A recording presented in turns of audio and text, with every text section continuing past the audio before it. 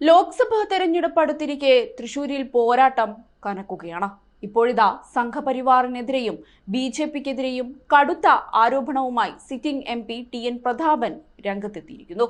സാമൂഹ്യ മാധ്യമങ്ങളിലൂടെ സാമുദായിക ധ്രുവീകരണം ലക്ഷ്യം വെച്ചുള്ള അപവാദ പ്രചരണങ്ങൾ നിയമപരമായി നേരിടുമെന്നാണ് TN പ്രതാപൻ അറിയിച്ചിരിക്കുന്നത്. ലോക്സഭാ തെരഞ്ഞെടുപ്പ് മുന്നിൽ കണ്ട് സംഘപരിവാർ തൃശൂരിൽ നുണ ഫാക്ടറി തുറന്നിരിക്കുകയാണ്.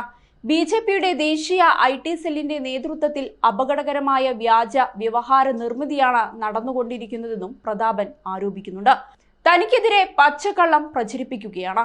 വ്യക്തിഹത്യയിലൂടെ തെരഞ്ഞെടുപ്പിനെ നേരിടാമെന്നാണ് അവർ കരുതുന്നത്.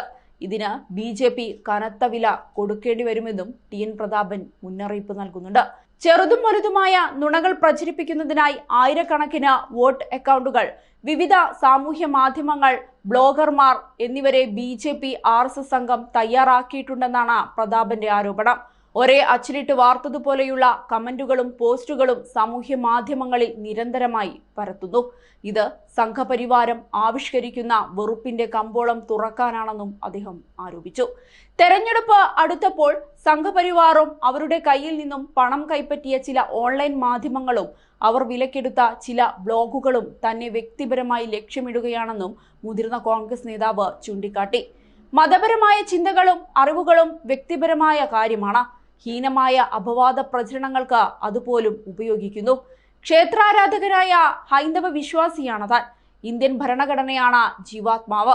ഹിന്ദുവും ക്രിസ്ത്യാനിയും മുസ്ലിമും മറ്റു മതക്കാരും മതമില്ലാത്തവരും തുല്യനീതിയും സ്ഥാനവും അഭിമാനവും അർഹിക്കുന്ന പൗരന്മാരാണ് എന്നതാണ് തന്റെ സാമൂഹിക രാഷ്ട്രീയ വീക്ഷണമെന്നും പ്രതാപൻ ചൂണ്ടിക്കാട്ടുന്നുണ്ട്. നടക്കാനിരിക്കുന്നത് ചരിത്രത്തിലെ ഏറ്റവും വാശിയേറിയ ലോക്സഭാ തെരഞ്ഞെടുപ്പാണ്. ഗാന്ധിജിയുടെ അനുയായികളും ഗോഡ്സെയുടെ അനുയായികളും തമ്മിലാണ് ഈ പോരാട്ടം. ഇവിടെ ഗാന്ധിജി ജയിക്കും. ഗാന്ധിജിയുടെ അനുയായികൾ വെറുപ്പിന്റെ ഉപാസകരെ തോൽപ്പിക്കും. വെറുപ്പിന്റെ കമ്പോളമല്ല, സ്നേഹത്തിന്റെ കടകൾ തങ്ങൾ ഇവിടെ ഇനിയും തുറക്കുമെന്ന് പ്രതാപൻ ആത്മവിശ്വാസത്തോടെ പറഞ്ഞിരിക്കുകയാണ്. ലോക്സഭാ തെരഞ്ഞെടുപ്പിൽ കേരളം ഏറ്റവും കൂടുതൽ ഉറ്റുനോക്കുന്ന മണ്ഡലമായി തൃശൂർ മാറിക്കഴിഞ്ഞു. BJPക്ക് വേണ്ടി ജനസമ്മതനും പ്രമുഖ നടനുമായ സുരേഷ് ഗോപിയാവും കളത്തിലിറങ്ങുക. കോൺഗ്രസിന് വേണ്ടി സിറ്റിംഗ് MP TN പ്രതാപൻ തന്നെ മത്സരിച്ചേക്കും. LDF സ്ഥാനാർത്ഥിയെക്കുറിച്ച് ഇതുവരെ കൃത്യമായ ധാരണ വന്നിട്ടില്ല. അതേസമയം BJP ഇത്തവണ കേരളത്തിൽ വിജയം ലക്ഷ്യമിടുന്ന 2 സീറ്റുകളാണ് തിരുവനന്തപുരവും തൃശൂരും.